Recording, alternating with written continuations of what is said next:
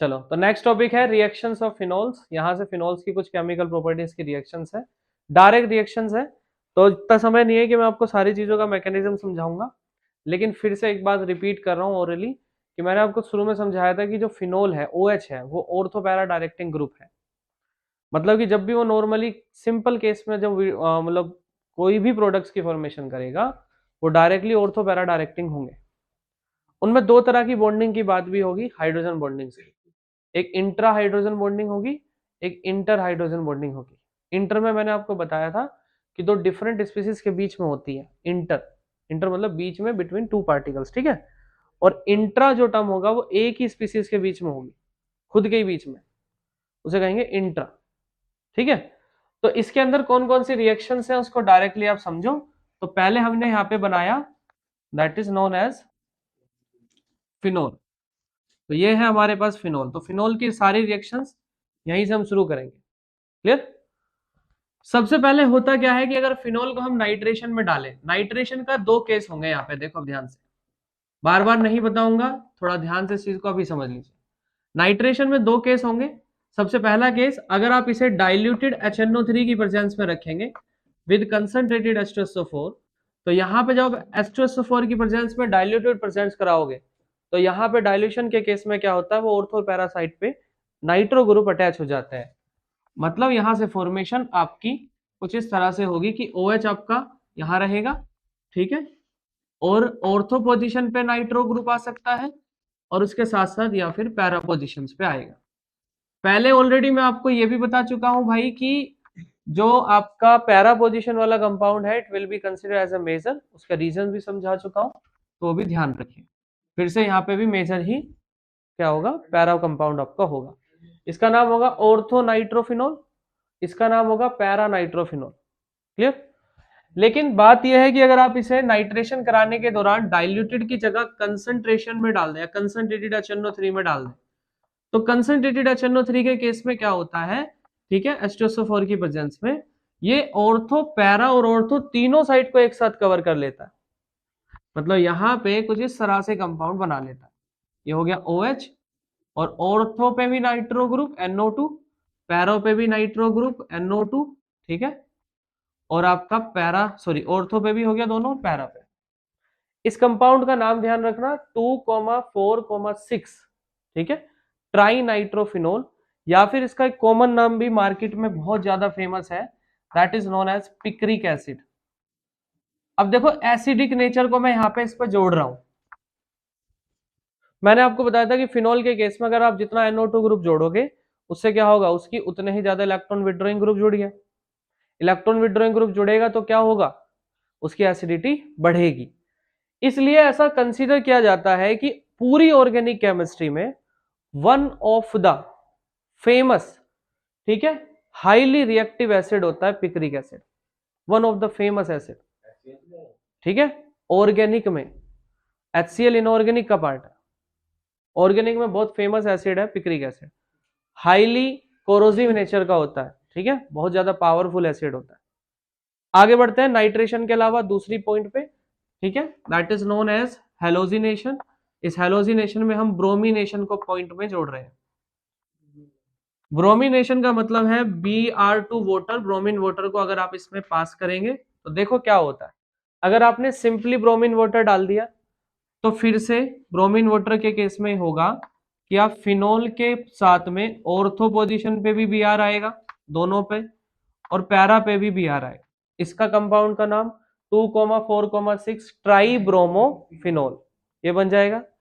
लेकिन अगर आपने इसको मीडियम प्रोवाइड कराया, कोई नॉन पोलर जैसे कि in the presence of CS2 कराया, और आपने ब्रोमीन वाटर को अब पास कराया, ये CS2 इस ब्रोमीन का रिएक्टिविटी का नेचर डिक्रीज कर देता है, और एक टाइम पे एक ही पॉइंट पर या तो ऑर्थो या पैरा पोजीशन पे आपका ब्रोमीन आके अटैच होगा।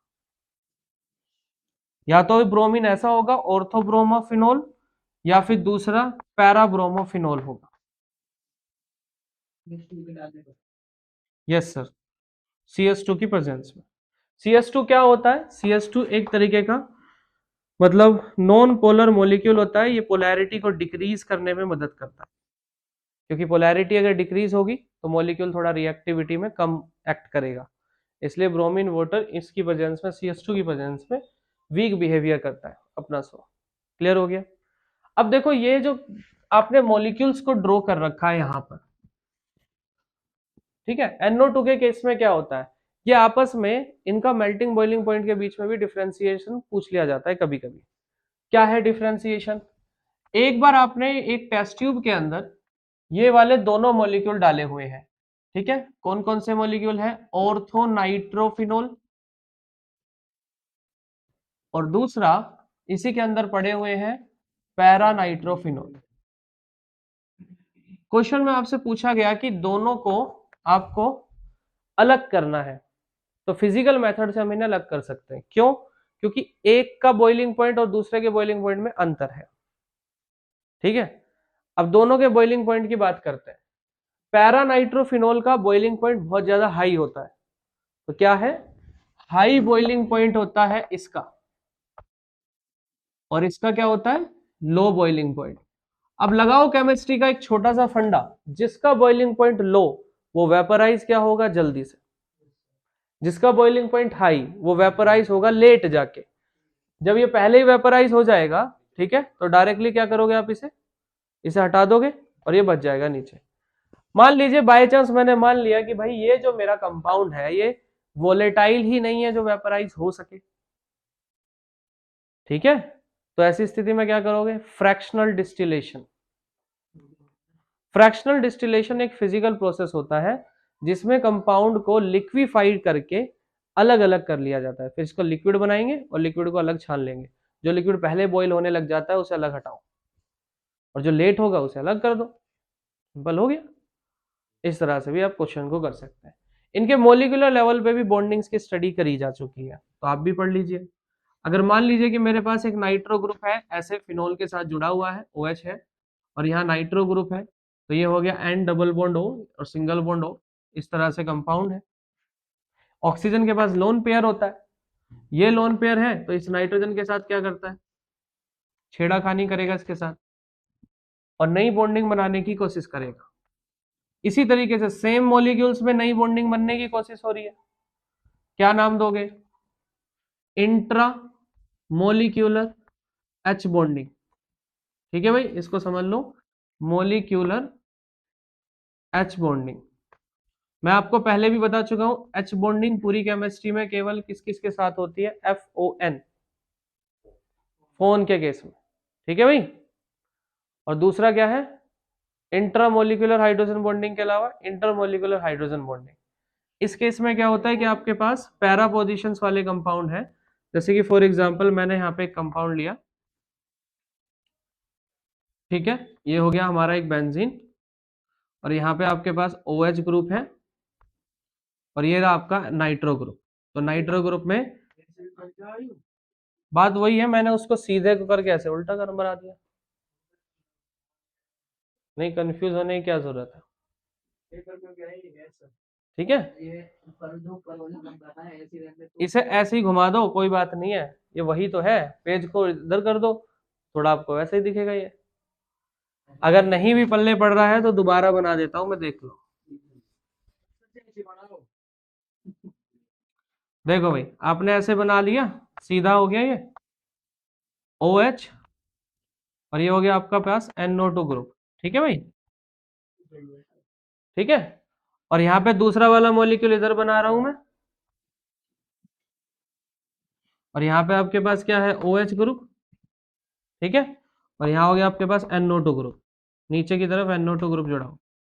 तब देखो ये डिफरेंट मॉलिक्यूल है, लेकिन इस वाले ऑक्सीजन का इसके साथ बॉन्डिंग क्या होगा, एक नेचर देखा जाता है कि ये इसके तरफ अट्रैक्ट हो रहा है, तो आपस में अटैच हो रहे हैं।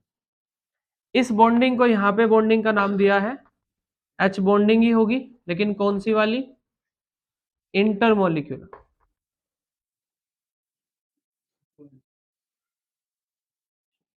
समझ गए, ये इंटरमोलिकुलर H बॉन्डिंग है, इंट्रामोलिकुलर H बॉन्डिंग है। क्वेश्चन पूछ लेते हैं कभी कभी दोनों में अंतर क्या है, तो आप दोनों में अंतर बता सकते हैं, ठीक है। तो यहाँ पे हमारी जो फिनोल्स वाली रिएक्शंस है वो क्लियर हो गई। तो याद करने का तरीका समझ लीजिए, कैसे कैसे आप करोगे। फिनॉल को अगर आप नाइट्रेशन में डाइल्यूट फॉर्म में डालोगे तो नाइट्रेशन में ऑर्थो पैरा पोजिशंस क्रिएट होंगी, लेकिन अगर आप कंसंट्रेशन में डालोगे तो डायरेक्टली ऑर्थो और पैरा पोजिशंस पे एक साथ बनेगा। ऐसे ही ब्रोमिनेशन में अगर आप ब्रोमीन वाटर को सीधा ऐसे ही डाल दोगे तो ब्रोमीन ऑर्थो पैरा पोजिशन तीनों पे आएगा, लेकिन अगर आप CS2 की प्रेजेंस में डालोगे तो या तो ऑर्थो या पैरा पोजिशंस पे अलग अलग आएगा।